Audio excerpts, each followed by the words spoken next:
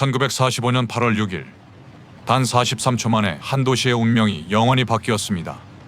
그리고 불과 몇 분 사이에 수만 명의 시민이 목숨을 잃었습니다. 평범했던 아침은 순식간에 지옥 같은 풍경으로 바뀌었습니다. 그러나 이 거대한 비극은 갑자기 하늘에서 떨어진 재앙이 아니라 4년 전 태평양을 가로지른 한 번의 기습 공격에서 이미 시작되고 있었습니다. 1941년 12월 7일, 미 해군 태평양 함대의 중심 기지인 하와이 진주만. 미국의 경제 제재와 석유 금수 조치로 압박을 받던 일본은 태평양의 주도권을 쥐기 위해 결국 돌이킬 수 없는 선택을 하게 됩니다. 오전 7시, 일본 항공모함에서 출격한 수백 대의 전투기가 하와이 진주만 상공으로 밀려들었습니다. 평화롭던 항구에는 경보가 울리기 시작했고, 하늘에서 쏟아진 폭탄과 어뢰가 정박해 있던 미 해군 함대를 향해 떨어졌습니다. 전함 애리조나를 비롯한 여러 전함이 순식간에 불길에 휩싸였고, 항구는 거대한 화염과 검은 연기로 뒤덮였습니다. 단 몇 시간 만에 미 태평양 함대는 치명적인 피해를 입었고, 수천 명의 미군이 목숨을 잃었습니다. 선전포고도 없이 시작된 이 기습 공격은 미국 사회에 엄청난 충격을 안겼고, 결국 미국을 제2차 세계대전에 참전하게 만드는 결정적인 순간이 됩니다. 이튿날 미국이 분노와 함께 전쟁을 선포하며 참혹한 태평양 전쟁의 막이 올랐습니다. 전쟁 초기, 세계 최강 수준의 항공모함 전력을 앞세운 일본은 동남아시아와 태평양 전역으로 빠르게 세력을 확장하며 수많은 섬과 식민지를 차례로 점령해 나갔고, 전쟁의 주도권을 쥔 채 거침없이 아시아 태평양을 집어삼키고 있었습니다. 그러나 이 판세는 1942년 6월 태평양에 위치한 작은 섬 미드웨이 해전에서 완전히 뒤집힙니다. 미드웨이 해전 당시 일본군의 작전을 미리 알고 있던 미군은 폭격기를 출격시켜 일본 항모 전단을 기습 공격했고, 그 결과 일본 해군은 주력 항공모함 4척을 잃으며 치명적인 타격을 입었습니다. 이 패배로 태평양 전쟁의 주도권은 서서히 미국으로 넘어가기 시작했고, 일본이 전쟁 초기에 구축했던 거대한 항공모함 전력 역시 돌이킬 수 없는 손실을 입게 되며 전쟁의 흐름은 점차 일본에게 불리하게 기울기 시작했습니다. 승기를 잡은 미국은 섬들을 하나씩 탈환하며 일본 본토 도쿄를 향해 포위망을 좁혀가기 시작했습니다. 1945년 3월, 북마리아나 제도의 사이판을 장악한 미군은 일본 본토를 향해 대규모 공습작전을 시작합니다. 그날 밤 수십 대가 아닌 수백 대의 B-29 폭격기 편대가 도쿄 상공으로 날아들었습니다. 도시 위로 투하된 수천 톤의 소위탄은 목조 건물이 빽빽하던 도쿄 시내 곳곳에 불길을 퍼뜨렸고, 거대한 화재 폭풍이 도시를 집어삼켰습니다. 불길은 밤새 멈추지 않았고, 도시는 순식간에 거대한 화염의 바다로 변했습니다. 단 하루 만에 수만 명의 시민이 목숨을 잃었고, 도쿄의 넓은 지역이 잿더미로 변했습니다. 이어진 봄, 미군은 일본 본토의 바로 턱 밑에 위치한 오키나와 섬에 상륙합니다. 이곳은 일본 본토로 향하는 마지막 관문이었습니다. 그러나 일본은 항복 대신 결사 항전을 선택했습니다. 하늘에서는 카미카제 특공대가 미군 함대를 향해 몸을 던졌고, 바다와 하늘 곳곳에서 격렬한 전투가 이어졌습니다. 섬 곳곳에서는 미군과 일본군이 치열하게 충돌했고, 민간인들까지 전쟁 속으로 휘말리며 참혹한 희생이 이어졌습니다. 3달 동안 계속된 이 핏빛 전투는 수십만 명의 목숨을 앗아갔고, 태평양 전쟁에서 가장 처참한 전투 중 하나로 기록됩니다. 이 전투는 일본이 끝까지 항복하지 않을 것이라는 두려움을 미국에게 더욱 강하게 남기게 됩니다. 전쟁은 점점 더 광기로 물들어갔고, 미 수뇌부는 깊은 고뇌에 빠집니다. 오키나와에서 겪은 일본군의 처절한 결사 항쟁을 볼 때 일본 본토에 상륙하는 작전은 미군에게도 상상하기 어려운 막대한 희생을 부를 것이 분명해 보였기 때문입니다. 이 때문에 전쟁을 끝내기 위한 방법을 두고 미국 지도부는 무거운 선택의 순간 앞에 서게 됩니다. 바로 그 무렵, 미국 텍사스 사막에서는 전쟁의 판도를, 아니 인류의 역사를 바꿀 극비 프로젝트가 완성되어 가고 있었습니다. 맨해튼 프로젝트. 전쟁을 끝낼 새로운 무기를 만들기 위한 비밀 계획이었습니다. 본래 나치 독일을 겨냥해 시작된 이 프로젝트였지만 1945년 5월 독일이 먼저 항복하면서 상황은 달라지게 되고, 이 거대한 무기의 십자선은 이제 태평양 전쟁의 마지막 상대 일본을 향하게 됩니다. 1945년 7월 16일, 인류 역사상 최초의 핵실험이 성공적으로 이루어집니다. 뉴멕시코 사막에서 터져나온 거대한 섬광과 충격파는 새로운 시대의 시작을 알렸습니다. 그 파괴력은 인류가 만든 어떤 무기와도 비교할 수 없는 것이었습니다. 이제 목표는 단 하나였습니다. 군수 산업이 밀집해 있으면서도 대규모 공습을 거의 피해온 도시, 인구 약 35만 명의 일본 도시 히로시마였습니다. 이곳은 일본군의 중요한 군사 거점 중 하나로 여겨지고 있었습니다. 1945년 8월 5일 밤, 일본 본토에서 약 2,500km 떨어진 북마리아나 제도의 티니안 섬. 이 작은 섬의 미군 비행기지에는 묵직한 긴장감이 감돌고 있었습니다.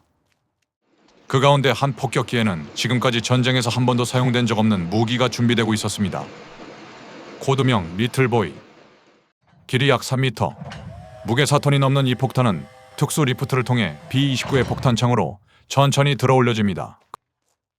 그리고 잠시 후 작전에 투입될 승무원들이 마지막 브리핑을 위해 한자리에 모입니다. 그들은 인류 역사에서 가장 파괴적인 임무 중 하나를 수행하게 됩니다. 새벽의 어둠 속에서 승무원들이 차례로 B-29 폭격기에 탑승하고 활주로 위에는 긴장된 침묵이 흐르고 있었습니다. 곧이어 세 대의 B-29 폭격기가 차례로 엔진을 가동하며 출격 준비를 마칩니다. 이 임무에는 각각 다른 역할을 맡은 세 대의 폭격기가 투입되었는데 선두에는 실제 폭탄을 탑재한 폭격기 에놀라 게이가, 그 뒤에는 폭발을 관측하고 촬영하기 위한 두 대의 관측기가 함께 비행하게 됩니다. 8월 6일 새벽 2시 45분, 칠흑 같은 어둠을 뚫고 에놀라 게이가 무거운 기체를 이끌고 힘겹게 활주로를 날아오릅니다. 이륙 후 세 대의 B-29 폭격기는 에놀라 게이를 선두로 한 채 일정한 간격을 유지하며 태평양 상공을 가로질러 일본 본토를 향해 비행하기 시작합니다. 오전 7시경, 고도 약 9,000m의 고요한 태평양 상공에서 무기 담당 장교 모리스 잽슨이 자리에서 일어나 흔들리는 기체 안을 따라 조심스럽게 폭탄창으로 기어들어갑니다. 기체가 미세하게 요동치는 가운데 그는 랜턴 불빛에 의지해 원자폭탄 리틀보이의 신관을 하나씩 조립하기 시작했고, 잠시 후 위험했던 공중 장전 작업은 마침내 완료됩니다. 바로 그 무렵 히로시마 상공을 먼저 지나간 관측기에서 무전이 도착합니다. 하늘 맑음, 시계 양호. 이제 모든 준비가 끝났고 에놀라 게이는 목표를 향해 조용히 비행을 이어가고 있었습니다. 그 시각 히로시마 상공에 접근한 기상 관측기가 일본 레이더에 포착됩니다. 곧 2시 저녁에 방공 사이렌이 울려 퍼지고 시민들은 하던 일을 멈춘 채 대피 준비에 나섭니다. 그러나 방공 관측소에서는 망원경으로 하늘을 확인한 뒤 단 한 대의 폭격기만 지나가고 있다는 사실을 보고합니다.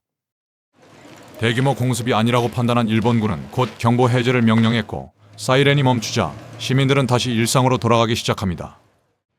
그 순간 아무도 알지 못했습니다. 잠시 뒤 이 도시에 인류 역사상 처음 사용되는 무기가 떨어진다는 것을 말입니다. 에놀라 게이의 승무원들은 곧 있을 폭발의 섬광에 대비해 시력을 보호하기 위한 고글을 착용하고, 그 사이 폭격수의 조준경 속으로 히로시마 중심부의 아이오이 다리가 서서히 들어오기 시작합니다. 목표물이 조준선 한가운데 놓이는 순간 잠깐의 침묵과 함께 투하 버튼이 눌리고 폭탄 투하창이 열리며 리틀보이가 아래로 떨어지기 시작합니다. 무게 4.4톤의 리틀보이가 지상을 향해 곤두박질 치는 동안 기장은 다가올 충격파를 피하기 위해 기체를 급격히 틀어 현장을 벗어나고, 그로부터 43초 뒤 지상 약 600m 상공에서 태양보다 밝은 섬광이 히로시마 상공을 찢어놓습니다. 이어 초속 수백 미터에 달하는 거대한 폭풍이 도시를 덮치며 반경 수킬로미터 안의 모든 것이 그대로 증발하거나 무너져 내립니다. 에놀라 게이의 기체마저 뒤따라온 충격파에 요동쳤고, 피어오르는 거대한 버섯구름을 내려다보던 부조종사 로버트 루이스는 비행 일지에 단 한 줄의 문장을 남깁니다. 세상에, 우리는 대체 무슨 일을 저지른 것인가? 폭발 직후 히로시마와 연결되어 있던 모든 통신은 갑자기 끊겨버립니다. 무너진 송신탑과 함께 도시는 완전히 침묵에 잠겼습니다. 일본 본토의 사령부는 반복해서 무전을 보내며 교신을 시도했지만 히로시마로부터는 아무런 응답도 돌아오지 않았습니다. 결국 일본 사령부는 정찰기를 보내기로 결정합니다. 히로시마 상공에 도착한 정찰기는 믿기 어려운 광경을 마주하게 됩니다. 도시 전체가 거대한 연기와 화염 속에 사라져 있었고, 중심부는 완전히 폐허로 변해 있었습니다. 거리와 건물, 사람들까지 모든 것이 순식간에 파괴된 상태였습니다. 단 한 번의 폭발로 수만 명이 즉사했고, 불길과 방사선, 그리고 부상으로 인해 그해 말까지 약 14만 명이 목숨을 잃게 됩니다. 한편 인류 역사상 최초의 핵공격 임무를 마친 B-29 폭격기 에놀라 게이가 티니안 기지 활주로에 착륙합니다. 기체가 멈추자 승무원들의 긴장도 서서히 풀리기 시작합니다. 그러나 부조종사의 얼굴에는 안도와 함께 설명하기 어려운 복잡한 표정이 스쳐 지나갑니다. 활주로에는 이미 장교들과 관계자들이 모여 있었고 승무원들이 내려오자 사람들은 다가와 악수를 건네며 임무의 성공을 축하합니다. 1945년 8월 6일 저녁, 미국은 인류 역사상 처음으로 핵무기가 전쟁에 사용되었음을 전 세계에 발표합니다. 그러나 충격에 빠진 일본 지도부는 여전히 항복을 결단하지 못하고 있었습니다. 그 사이 미국은 또 다른 작전을 준비하고 있었습니다. 새로운 원자폭탄 펜맨이 티니안 기지에 도착하고 두 번째 공격을 위한 준비가 빠르게 진행됩니다. 그리고 1945년 8월 9일 새벽, 세대 B-29 폭격기가 다시 한번 일본을 향해 이륙합니다. 결국 연이은 괴멸적인 타격 앞에서 일본은 더 이상 버틸 수 없었고 1945년 8월 15일, 당시 일본 천황 히로히토는 라디오를 통해 무조건 항복을 선언합니다. 그리고 같은 해 9월 2일, 일본은 항복 문서에 서명하며 길고 참혹했던 제2차 세계대전이 마침내 막을 내립니다. 단 두 발의 폭탄. 그것은 끔찍했던 세계대전을 끝낸 마침표였지만 동시에 인류가 스스로를 파멸시킬 수 있다는 핵의 시대를 열어젖힌 서막이기도 했습니다. 1945년 그날의 섬광은 수십 년이 지난 지금까지도 우리에게 무거운 질문을 던지고 있습니다. 오늘 이야기는 여기까지입니다. 끝까지 시청해 주셔서 감사합니다.